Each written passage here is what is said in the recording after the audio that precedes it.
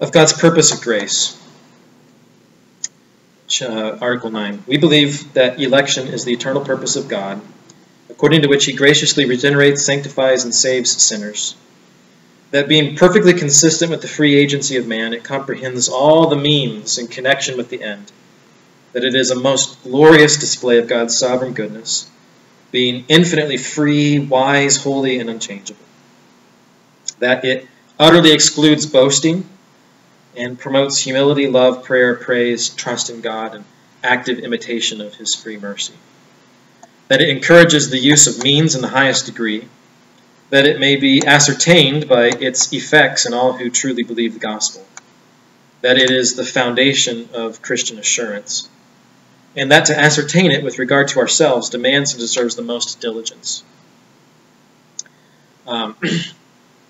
This article tells us that the decision to regenerate us so that we will respond to the call of the gospel in repentance and faith, and so be united to Christ and receive justification.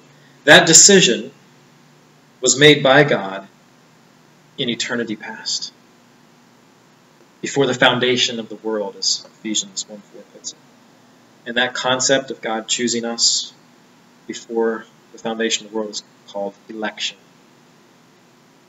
The New Hampshire Confession takes pains in several places to be faithful to this biblical teaching, and yet at the same time to avoid its dangerous distortion, which would say that if God elects, then we're all robots, everything's fatalistically determined, it doesn't matter what I do, I have no part in this, I have no choice, there's no genuine relationship. It says no to that. Election is, as it puts it, perfectly consistent with the free agency of man. It comprehends all the means in connection with the end. That's saying that God ordains the means as well as the ends. And the means to the ends include our genuine desires and decisions and a whole divinely orchestrated web of events. It's very elaborate that works us into it in a genuine way.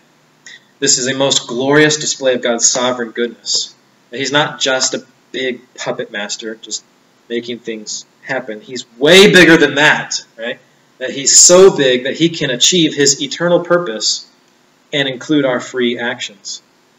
And there are smart minds that have spent time thinking about this. There are philosophical explanations that can take us deeply down the path of figuring this out, but ultimately, like with every doctrine, it terminates in mystery, and mystery leads to worship.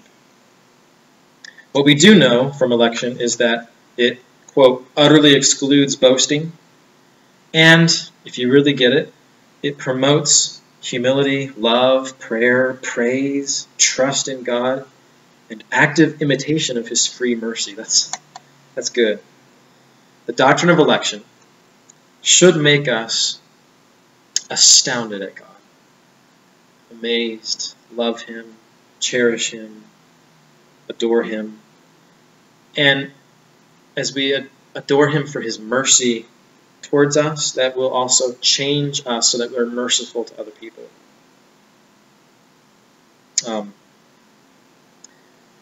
Because we know there's nothing about us that makes us better than other people, makes us more deserving than other people. We're just recipients of mercy, and therefore we extend mercy. And this doctrine of election is the foundation of Christian assurance. It's really assuring to know that God chose me. He chose me based on sheer grace, not on my performance, not about anything I have that I could possibly lose. But he chose me. That's very stabilizing and reassuring. How do you know that he has? How do you know that he's elected you? Well, as he maneuvered things, as you look back at your life, as he worked in your life so that you have heard of Jesus, you have felt conviction of your sin, you have repented, truly believed the gospel. If so, then you've been elected by God, my friend.